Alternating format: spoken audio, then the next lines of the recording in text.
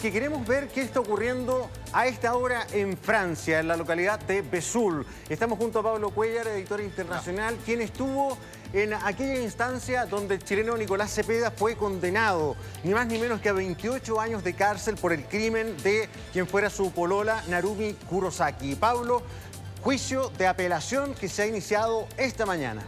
Gonzalo, ¿cómo estás? Claro, pensábamos que todo iba a estar listo en Francia hace 2 años atrás en Besançon, cuando finalmente es condenado Nicolás Cepeda a 28 años de cárcel. Sin embargo, él apela y comienza este nuevo juicio a partir del día de hoy, donde ya habló el chileno. Dijo textualmente: yo no maté a Narumi, quiero rebatir con todas las fuerzas esa acusación. Claro, una frase con la que inicia su intervención hace poco rato, esta mañana, en este tribunal de Vesoul, que es como la corte de apelaciones que toma, ¿verdad?, esta petición de la defensa de Nicolás Cepeda. Está su familia esta vez con él, está su padre y su madre, además del dúo de abogados que lo está acompañando en este espacio de 2 años tras las rejas. Sí. Se dice que ha aprendido con mayor fluidez el francés, por lo tanto, a diferencia de la etapa inicial, el chileno se podría, según su padre, defender de manera más fluida. Uno de los inconvenientes que a juicio de su familia habría incidido también en esa primera etapa. Sí, ¿qué es lo nuevo de este nuevo juicio? Dicen que ambas partes van a presentar nuevas pruebas. Sin embargo, claro, donde se ha puesto mayor atención es en la defensa del chileno, porque él es el que tiene que finalmente revertir esta decisión que ya tomó la justicia francesa. Hablan de nuevas pruebas, hablan de nuevos testigos que podrían hablar durante estos días de juicio, por lo menos hasta el día 20-22. Se presume que podría durar finalmente estas nuevas audiencias para recibir una nueva condena. Eso sí, es un arma de doble filo, ¿eh? Así es. Porque no solamente Cepeda podría recibir una condena similar, sino incluso superior. Recordemos que en el primer juicio la Fiscalía francesa había pedido cadena perpetua para el chileno. Y ahora, con esta apelación que él hace, también se expone a tener una sentencia mucho mayor. Sí, es bien interesante lo que está ocurriendo. Nosotros tuvimos la posibilidad de conversar con el papá de Nicolás Cepeda.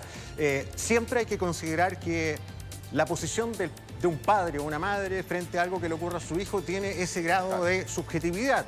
No obstante, me llamó la atención, al menos en lo personal, el nivel de convicción. El nivel de convicción de la inocencia total de su hijo. Se lo pregunté varias veces. Le pregunté cada cuánto tiempo hablaba con él. Sí. Me dijo que cada 15 días hablaban por teléfono. En algún momento hay algo que a usted le indicara, su hijo lo conoce, que hubiera algún grado de arrepentimiento o cambio en su declaración. No. Estoy seguro que mi hijo es 100% inocente, el juicio no fue justo, fue un error de la justicia chilena haberlo extraditado. La Corte Suprema se pronunció, es muy crítico con la Corte Suprema chilena, y se sigue también parando en que este caso no tenía, en primer lugar, el cuerpo de Narumi y tampoco vestigios del cuerpo. El ADN tampoco se encontró en el auto en que supuestamente él lo llevó a ese famoso bosque. Exactamente. Recordemos un poquito la cronología de cómo fue ese juicio. Ellos se conocen, esta pareja, el año 2014. Nicolás Cepeda se va a estudiar a Japón y ahí conoce a Narumi Kurosaki, esta joven japonesa con cual comienza este pololeo. Sin embargo, dura muy poquito, unos pocos meses, hasta que finalmente terminan y ella se va a estudiar a esta ciudad de Besançon, en Francia, que queda muy cerca de la frontera con Suiza.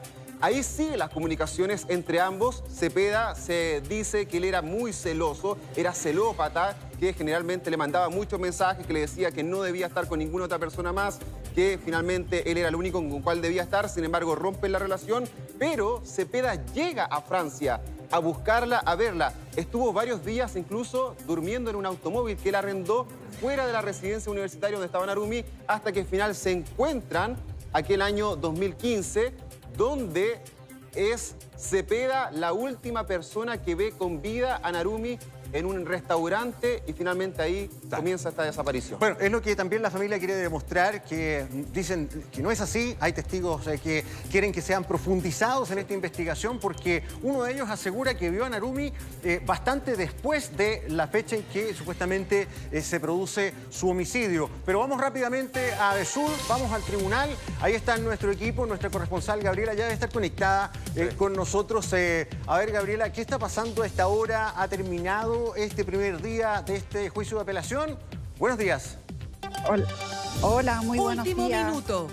Sí, exactamente. Ha terminado la primera mitad, la parte de la mañana de este juicio en apelación aquí en Vesoul, donde se hace, bueno, se presentaron a los jurados, se presentaron a los testigos, se presentó también Nicolás Cepeda. Lo que pudimos ver es lo que temían todos los presentes, es que los abogados de Nicolás Cepeda no se presentaran, como sucedió en febrero, que a última hora desistió su antiguo abogado, que se llamaba Antoine Bey, un connotado abogado. Sin embargo, ambos abogados, Renaud Portejoie y Sylvain Cormier, que recordemos es el abogado de Karim Benzema, se presentaron y el juicio pudo llevarse a cabo.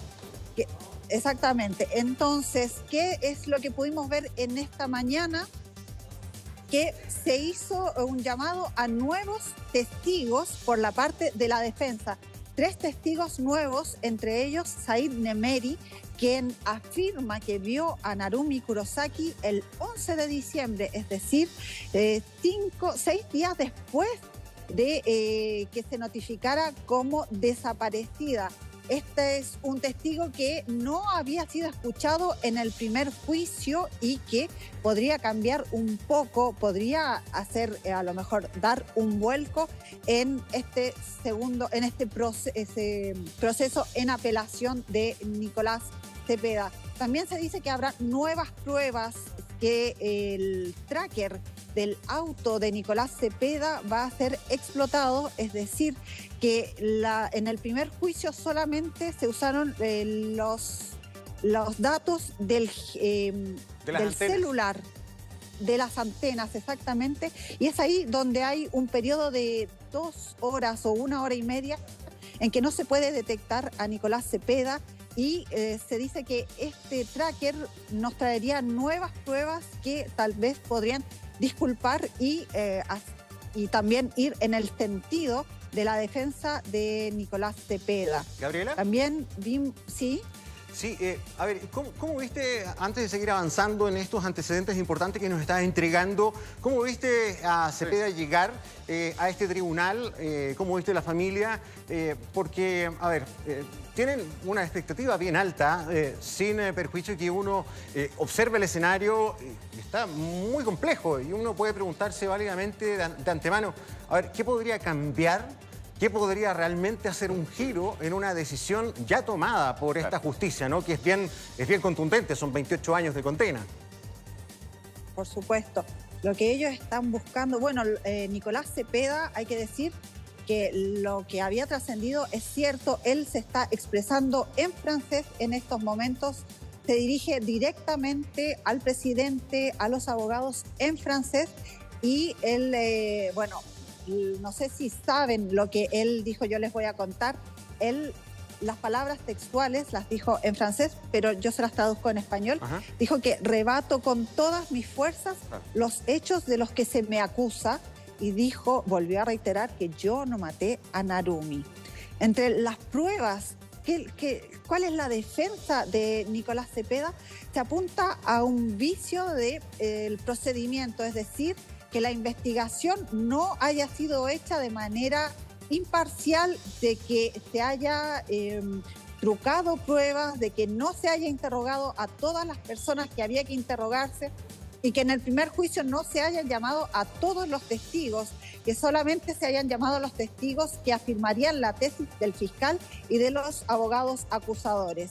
Es esta más o menos la línea que va a tratar de llevar a cabo los abogados de Nicolás Cepeda. Recordemos que son abogados especialistas en penal y que la abogada anterior, siendo una abogada muy, muy reputada, es más bien especialista en política y finanzas. Sí, Pablo. Sí, no, Gabriela, consultarte, ¿en qué condiciones está en estos momentos el arresto de Nicolás Cepeda? ¿Cómo él está viviendo en prisión? Yo recuerdo que estuvimos juntos ahí cuando fue la condena, que él había sido llevado a un primer centro de arresto, sin embargo luego fue cambiado, y también por qué se hace el juicio en otra localidad, ya no en Besanzón, que es donde se cometió finalmente o se habría cometido este crimen. Sí, bueno, Nicolás ha sido transferido a la prisión de Orleans, Claro. debido a que él manifestó de que se le estaba teniendo malos tratos por parte de gendarmería de esa prisión. Digamos que él estaba en Besanzón y es un lugar donde él no es apreciado, y por esto él habría pedido el cambio para poder también estar de manera más tranquila, poder enfrentarse a este nuevo proceso de una manera más calma y concentrado en su defensa. Este tribunal de Besanzón, hay que saber que este juicio es sumamente costoso, ya que hay que pagar, el tribunal ha sido tomado durante 3 semanas por este juicio internacional que tiene a los chilenos, japoneses y franceses, a todos acá muy metidos. Y ¿Gabriela? es por esto que el tribunal de Besanzón no puede asegurar un segundo juicio con este costo y se traslada a una ciudad que es cercana, que es la ciudad de Vesoul.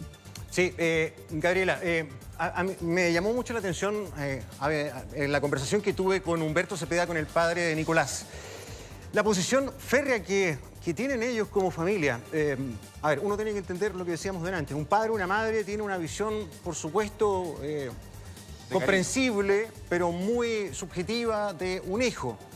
Pero él lo que dice es lo que me dijo a mí. Yo no quiero demostrar que Nicolás es inocente. Yo quiero que se sepa la verdad. La justicia francesa construyó una verdad, una mala verdad, en este caso, y condenó a mi hijo. Pero eso no es lo que explica la muerte de Narumi. O sea, lo que me quiso transmitir él es que a él también le interesa saber, y a la familia, conocer lo que realmente pasó. Y que en la investigación anterior eso no se demostró. Él hace ver que esto fue para dejar tranquilo a Japón y que Francia había construido esto de manera muy rápida para encontrar un culpable. Es la posición de la familia Cepeda. Entiendo que también hubo declaraciones de la familia de Narumi Kurosaki esta mañana, ¿verdad, Gabriela? Sí, de la abogada de la familia de Narumi Kurosaki, la abogada Sylvie Gallet, quien dijo que ellos ya no esperan nada de Nicolás. Si en un primer proceso ellos esperaban que Nicolás pudiera decir dónde estaba el cuerpo, porque eso es finalmente lo que está buscando la familia, saber qué pasó con Narumi y dónde está su cuerpo. En este segundo proceso ya no esperan nada de él, sin embargo quieren rendir un homenaje a Narumi y no dejarla abandonada, y por supuesto que Nicolás sea condenado y que pague con cárcel el crimen que, según la familia de Narumi, él ha cometido. Pudimos hablar con la abogada y estas fueron las palabras que nos dijo al entrar al tribunal. Es el primer día de un proceso que la prensa ha catalogado como un proceso imposible para la defensa. Con mi colega Renaud Portellagua, ir más allá de lo posible y defender a Nicolás Cepeda, a quien pudimos escuchar tras la lectura del presidente del tribunal, y volvió a decir que protestaba con todas sus fuerzas que es inocente. Bien, son las declaraciones de la defensa de Nicolás Cepeda. Ellos tienen una difícil misión de cambiar el destino de Nicolás Cepeda, el chileno, estas jornadas. Este juicio de apelación es bien largo. Esto debería terminar cerca de Navidad, entre el 20 y el 23 de diciembre. Y hubo una renuncia de uno de los abogados de la defensa de Nicolás Cepeda, que en su momento de nuevo levantó las alertas. Y fue hace solamente algunos días, justamente el día que entrevisté al papá de Nicolás, el mismo Portellois, que es uno de los abogados, lo llama a él en ese momento y le confirma que el abogado 2 había renunciado, pero me señalaba que no era importante porque el que lleva la defensa es Portellois, que continúa, y se sumó este nuevo abogado que hoy pudiste ver tú entrar, ¿verdad? Sí, exactamente, que es Sylvain Caumia. Sí, esto fue un dato súper importante, ya que 15 días antes de que comenzara el juicio, vuelven estos nuevos ecos de que tal vez Nicolás Cepeda se quedaría sin abogado. Claro. En un principio es Julian Dreyfus quien decide dejar el caso por razones que él no quiso ahondar. Dijo que él se reservaba decir por qué él había abandonado el caso. Sin embargo, comenzaron a correr rumores de que Portellois también abandonaría el caso, y esto habría hecho que Nicolás Cepeda hubiese tenido que ser defendido por un abogado de oficio, o si él no lo aceptaba, tendría que haber sido defendido por él mismo. Oye, una de las piezas, perdón Gabriela, sí, una de las piezas más escalofriantes de este caso, porque es de verdad parte de un guión cinematográfico, tiene muchas dimensiones muy oscuras, pero una de ellas, y creo que la más compleja, es que no hay cuerpo.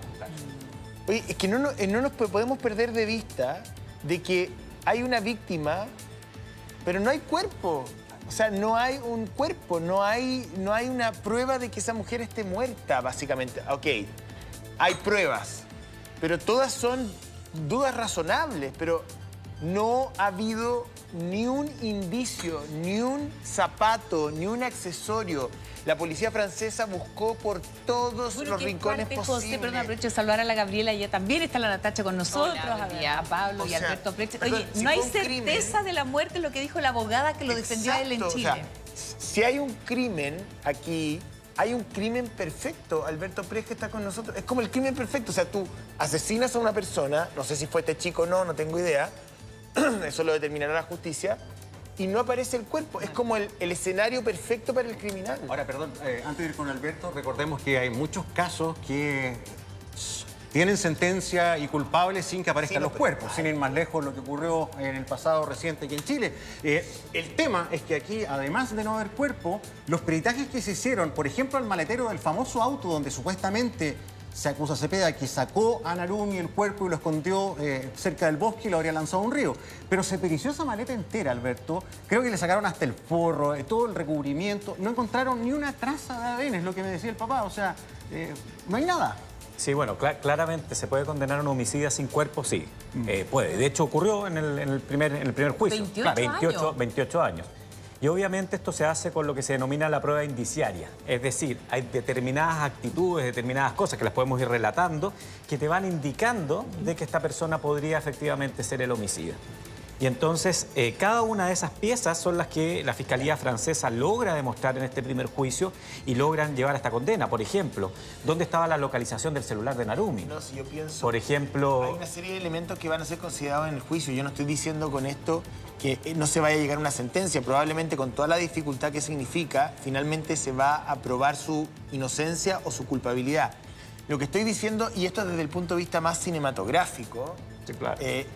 ¿Cómo en un país plenamente desarrollado como Francia, porque no estamos hablando de un país, digamos, en guerra civil, ni con o sea, un país como Francia, en una zona de estudiantes, con una universidad, en fin, el criminal que haya sido logra hacer desaparecer un cuerpo y con la connotación que ha tenido el caso además?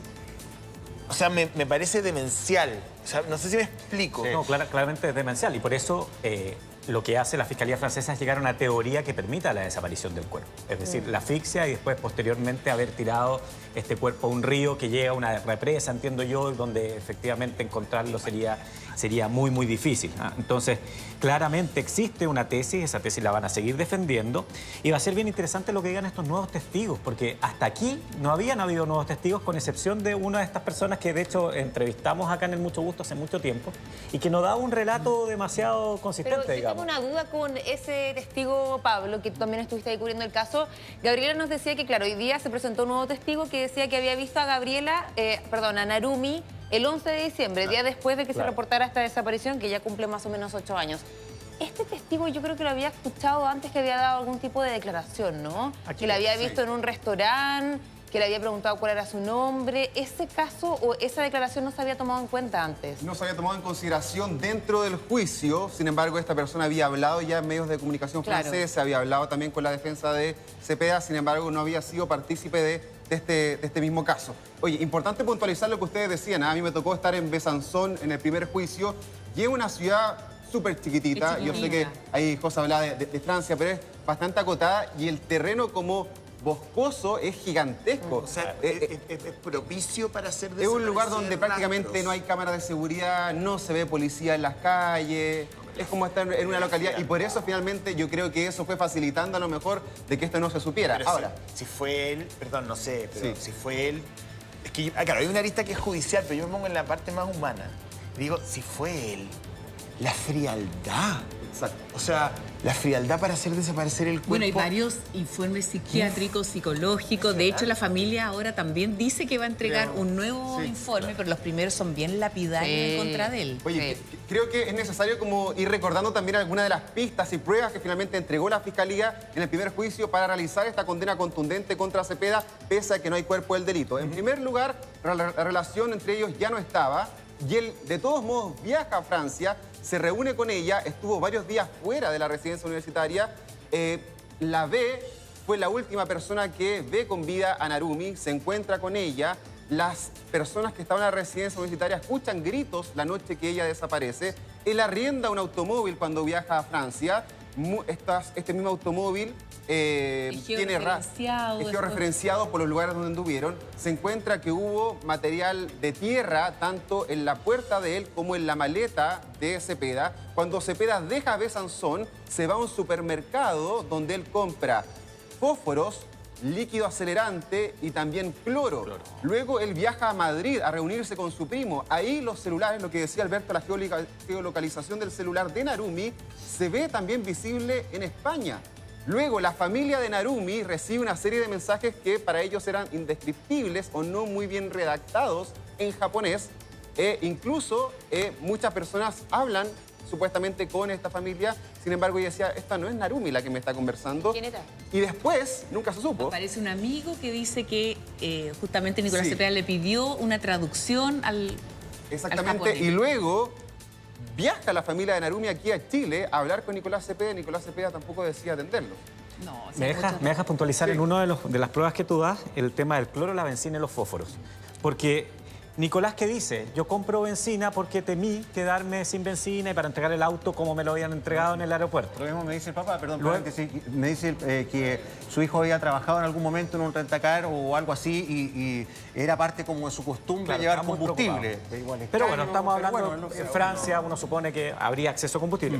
Pero Sí, lo interesante claro, estaba en el desierto del Sahara. Exactamente, en la- cloro, porque vaca- él dice, yo compro el cloro porque quería entregar también el auto muy limpio, quería entregar todo en muy buenas condiciones, y el auto lo entrega muy cochino, con mucho barro. Y él lo que dice es que no me fui por el camino, digamos, por la carretera hacia el aeropuerto, sino que me meto por caminos secundarios porque quería conocer más la zona, etcétera. Entonces, ese relato, que si bien no da para, obviamente, la prueba de un homicidio, es un relato súper inconsistente con los hechos de la realidad. Oye, fíjate que, bueno, hablamos de este lugar, esta localidad donde justamente en estos momentos está Gabriela Bravo. Gaby, preguntarte porque, mira, coincidieron incluso las familias en algún momento en el hotel, o sea, se toparon en el desayuno, la defensa por una parte de Nicolás Cepeda con la familia del nuevo... ¿Eso de hoy? quien- claro, en estos días se habían topado, entonces también la justicia ha tenido que pronunciarse sobre eso porque es chiquitito, o sea, están todos los hoteles, entiendo que en el Ibis estaban todas las habitaciones tomadas. Ha sido muy, muy complejo, Gaby, y lo que se busca, fíjate, mientras unos dicen quieren exculparlo, por otra parte, lo que se busca también por parte de la familia de Narumi es una confesión de Nicolás Cepeda. Gaby, estamos contigo. Sí, exactamente. Bueno, sí, hubo un pequeño incidente, creo que fue en febrero, en que las familias estuvieron juntas y esto no anduvo muy bien. Y el responsable del hotel pidió que, por favor, que no pudieran estar los acusadores y los acusados juntos. Sin embargo, esta ciudad de Vesoul es incluso más pequeña que Besanzón, entonces hay muy pocos hoteles y hay que decir que la prensa ha estado presente, la prensa chilena, la prensa japonesa, la prensa francesa, entonces han tomado de asalto esta pequeñísima ciudad que es Vesoul y por eso, bueno, en esta oportunidad pusieron a los acusados y acusadores en lugares diferentes para que no hubiesen incidentes. Coincidir, o sea, Sí. se topan. Sabes que es bien intrigante cuáles son esas pruebas nuevas y contundentes que van a presentar para tratar de cambiar la mirada de la justicia por parte de la familia y la defensa de Cepeda. ¿Qué datos tan contundentes pueden cambiar una decisión tan lapidaria? No me quiso adelantar nada el padre porque evidentemente es parte de la estrategia, pero sí indicó que iba a tener 3 testigos. 2 por lo menos serían nuevos testigos.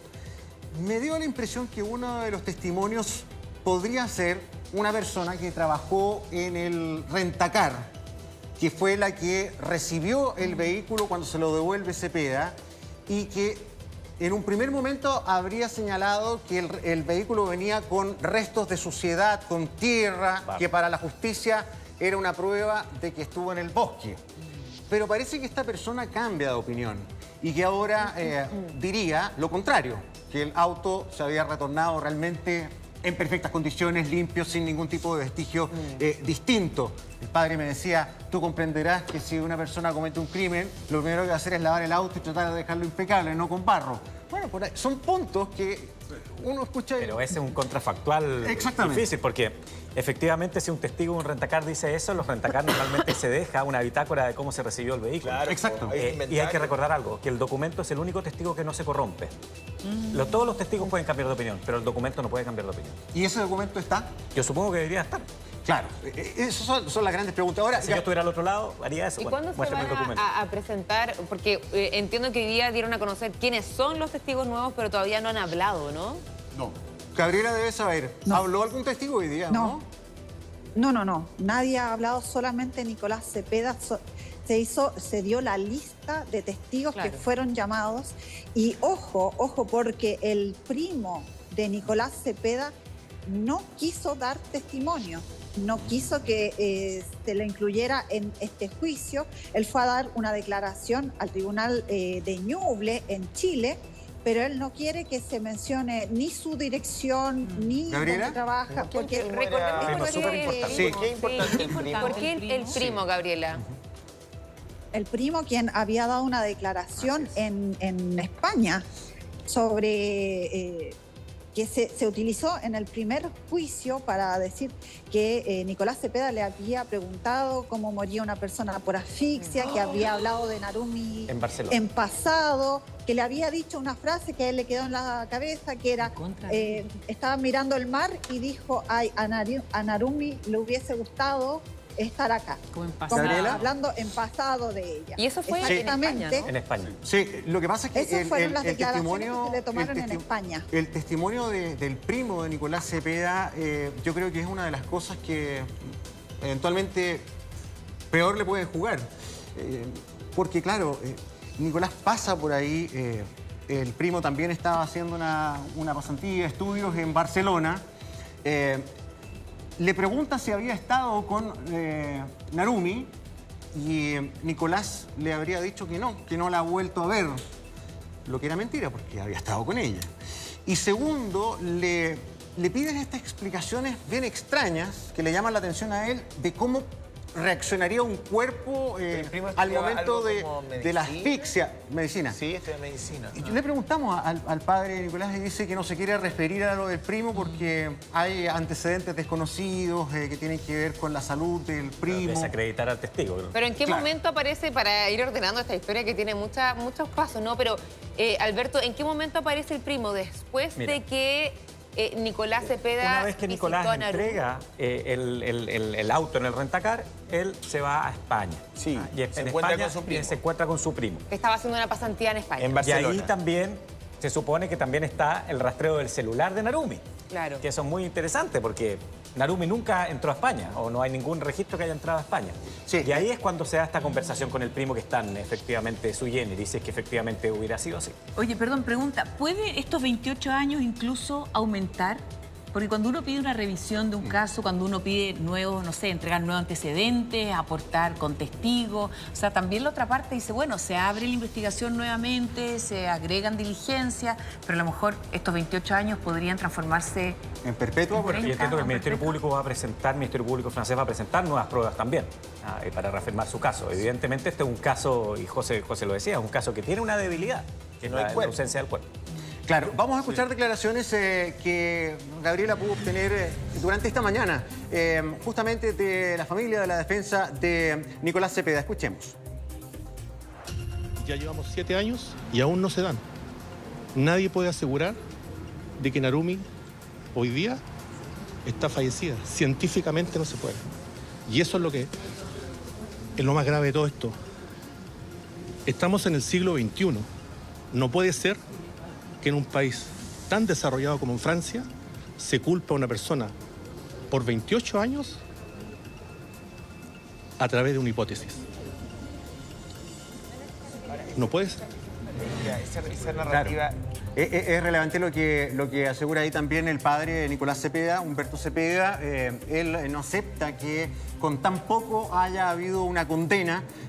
Me decía, por ejemplo, se supone que acusan que mi hijo habría tirado el cuerpo de Narumi a este río, pero resulta que este río llega a una represa. Esa represa tiene una estructura que eventualmente podría recoger cualquier tipo de rastro. No se revisó bien eso. Como que él señala que no había voluntad de ir muy a lo profundo, al detalle de la investigación. Lo que pasó ahí, Gonzalo, fue que la última gran hipótesis es que le habría lanzado a este río, pero claro, las investigaciones en un comienzo fueron todas en el bosque, entonces tardaron muchos meses, semanas en investigando en el bosque, y al final la hipótesis por los señalamientos, las declaraciones que tuvo Cepeda con el primo y en general, finalmente dieron a entender que podría haberla arrojado a este río. Ahora, pero claro, lo que dice el papá... muchos meses después. Lo que dice el papá es brutal, pero es parcialmente cierto, digamos. O sea, en términos científicos... Exacto. No podemos asegurar, no hay prueba material. No puede asegurar en términos científicos, distinto es la realidad jurídica, esa es otra dimensión. Pero en términos científicos nadie puede asegurar que esa mujer está muerta. O sea, yo no sé si es parte de una estrategia. ¿Cómo se maneja la duda razonable? Porque uno dice, bueno, pasaron todas estas cosas, uno puede inducir, puede deducir, lo más lógico es que esta mujer esté muerta y que haya sido asesinada por alguien. Bueno, pero prueba científica no hay. Ese es el juego de la defensa. La defensa va a buscar esa duda razonable. O sea, a pesar de que esté todo y que el hecho, la personalidad, el rastreo de los celulares, el cloro, etcétera, te den para pensar, eso no es suficiente prueba para condenar penalmente. Recordemos lo que ocurrió acá en Chile también, el caso de Viviana Heger, donde todo el mundo decía, el marido es el culpable y la verdad que no hay ninguna prueba que lo condene. Bueno, Gonzalo estuvo conversando con el papá de Nicolás Cepeda. Yo en la mañana le dice, pero es que siempre pregunta a Gonzalo, oye, ¿qué pasa con este caso? Porque uno dice, bueno, ¿qué pasa con estos informes que hablaban, cierto, de muchos celos por parte de Nicolás Narumi? ¿Por qué compra combustible? ¿Por qué se junta con el primo? Bueno, ahí Gonzalo tuvo una entrevista en exclusiva con el papá. Ahí estamos viendo las imágenes de Nicolás Cepeda y habló cosas súper relevantes, Gonzalo. Qué revelador en muchos aspectos. Sí, yo la verdad que es primera vez que me toca hacer una entrevista al padre de una persona condenada a este nivel. Y no es fácil, porque uno tiene un prejuicio razonable.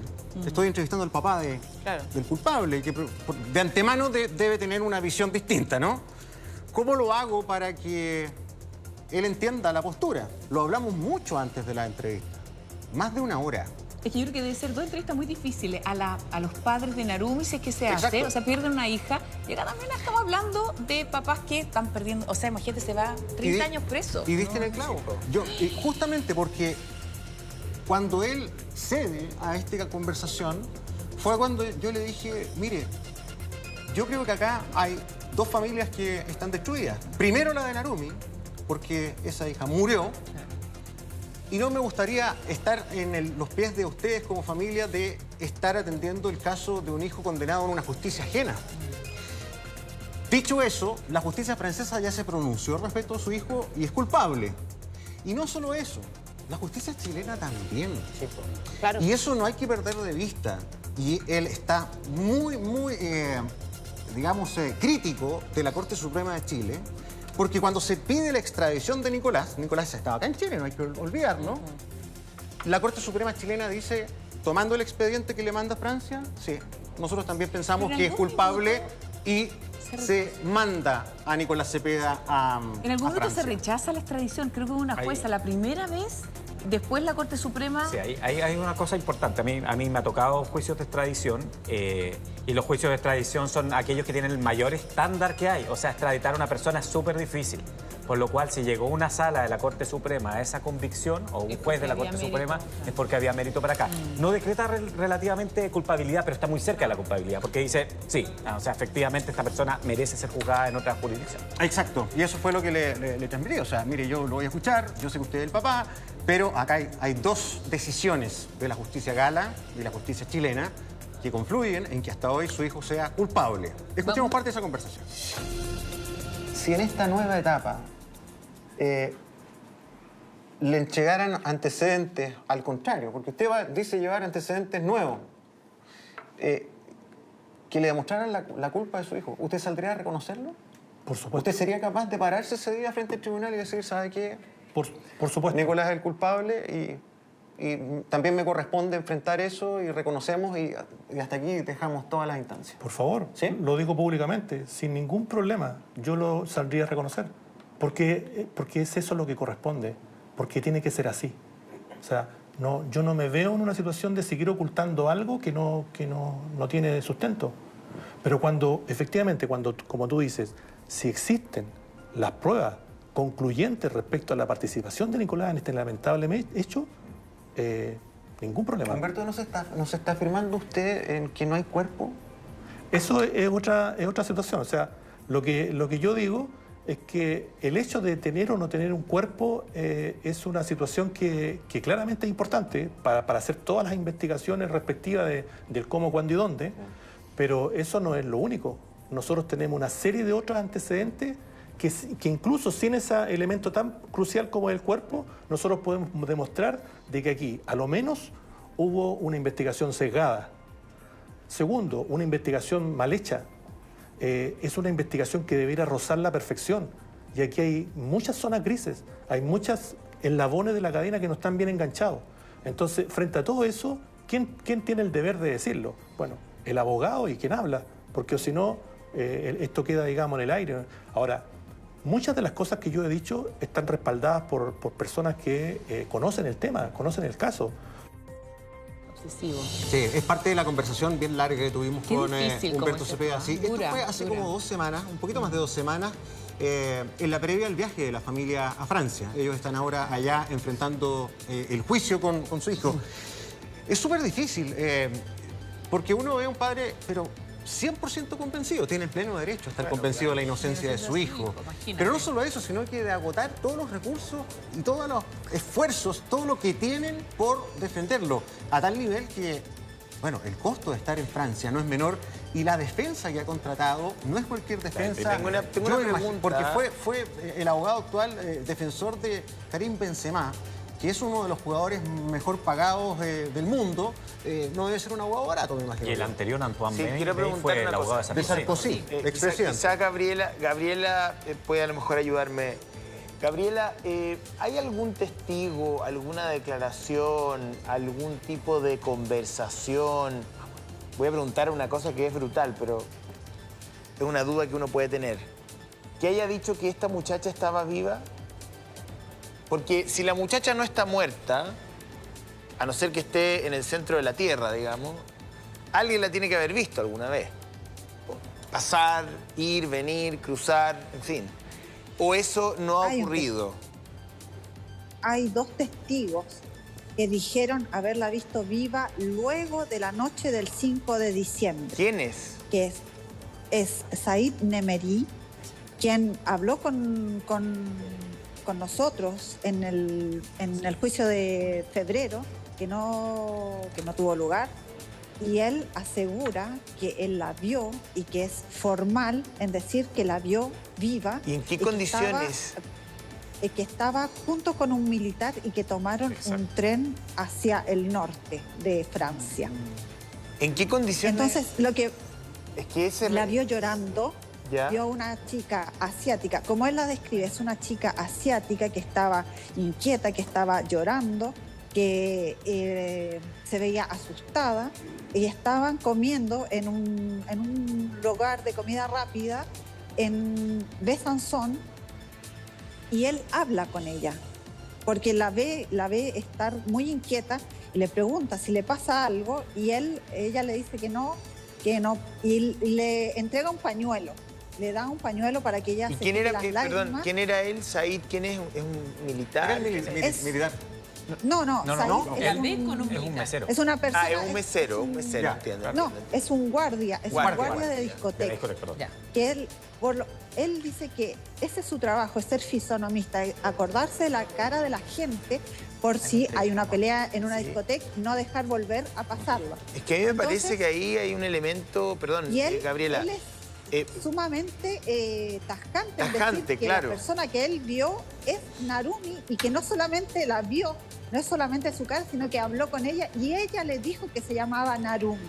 Es que lo que pasa es que... Mira. Pero ojo, que yo recuerdo, porque entrevistamos a Said hace mucho tiempo acá, creo que, no sé si lo entrevistaste tú mismo, José, fue una conversación bastante extraña, digamos, y una de las cosas que después se comprobó era que, por ejemplo, este militar efectivamente lo había contactado a la policía francesa y... No se acordaba. Claro, Pero no este no es había ninguna militar. relación. No, el militar que... Porque Lo que entiendo es que esta persona ve dice el a Narumi testigo con que un con un militar, ¿no?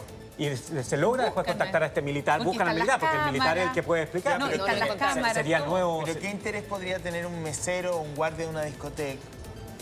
Estamos hablando, ya esto es como un archivo policial, pero ¿qué interés podría tener, qué motor podría tener en declarar Gabriela, tan directamente, o sea, sin ninguna duda, que la vio después del supuesto crimen, que la niña lloraba, que se llamaba Narumi, que tenía, digamos, rasgos asiáticos? O sea, yo no sé si se indagó más en la historia de este personaje, porque él da un dato, él describe una escena que puede hacer girar esto en 360 grados, ¿te fijas? Entonces, no sé, yo ya no sé qué pensar. ¿No?